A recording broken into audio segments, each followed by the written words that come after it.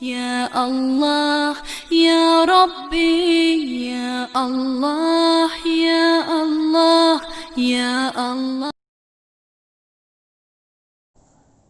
اس سلسلے میں قرآن مجید فرقان حمید کی سورہ النساء کو اگر دیکھیں تو وہاں پر نکاح کے سلسلے میں سب سے پہلی بات اللہ رب العزت نے یہی فرمائی ہے، فَانْكِحُوا مَا طَابَ لَكُم مِّنَ النِّسَاءِ، کہ جو عورتیں تمہیں پسند آئیں ان سے نکاح کرو۔ تو قرآن مجید نے پسند کی شادی کا حکم دیا ہے، اور یہ مرد و زن دونوں پر احسان عظیم ہے اللہ رب العزت کا۔ مگر ہمارے معاشرے میں پسند یا ناپسند لڑکے لڑکی کی نہیں، صرف ماں باپ کی دیکھی جاتی ہے۔ بلا شبہ شادی والدین کے مشورے اور رضامندی سے ہی کرنی چاہیے، مگر والدین کو بھی قرآن کریم کے احکامات کو پیش نظر رکھنا چاہیے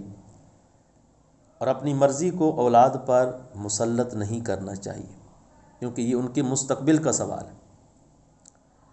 نبی کریم صلی اللہ علیہ وآلہ وسلم کی متعدد احادیث ہیں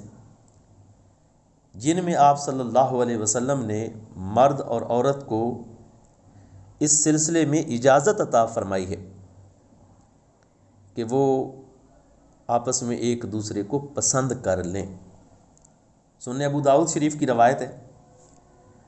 نبی علیہ الصلوۃ والسلام نے ارشاد فرمایا،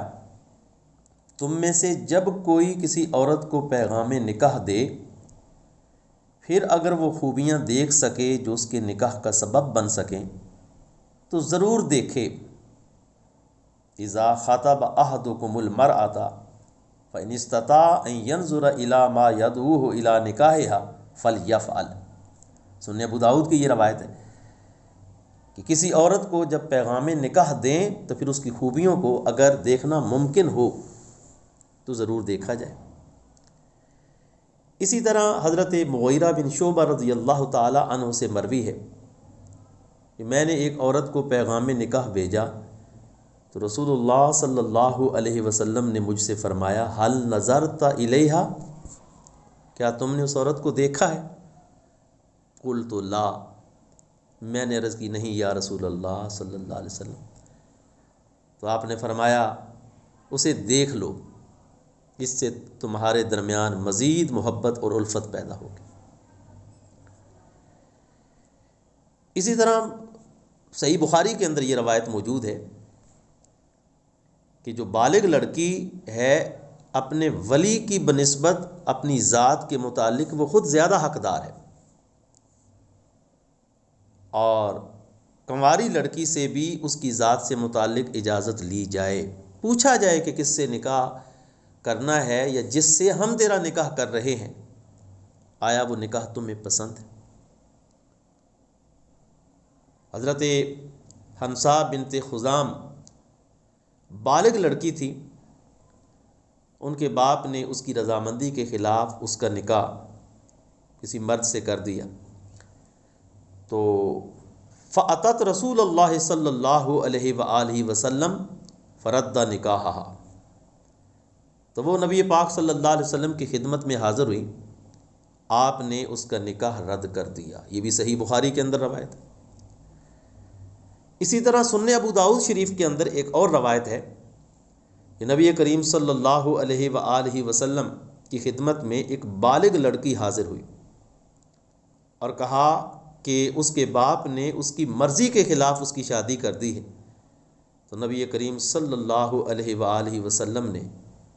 اس کو اختیار دیا، فخیرها النبی صلی اللہ علیہ وآلہ وسلم، اختیار دیا کہ آپ چاہو تو اس نکاح کو برقرار رکھو، چاہو تو توڑ دو۔ یہ ساری وہ روایات ہیں جو حدیث کی کتب کے اندر موجود ہیں کہ جس میں حکم یہی ہے شریعت کا کہ نکاح کے سلسلے میں جو ایک بڑا پاکیزہ اور مقدس رشتہ ہے اور اس کو نبھانا ہے مرد اور عورت نے، تو اس سے لڑکی اور لڑکے کی مرضی اس کو پوچھا جائے اور ان کی اس پسند اور ناپسند کا خیال رکھا جائے۔ کہیں ایسا نہ ہو کہ جلد بازی میں اور کسی وقتی فائدے کے لیے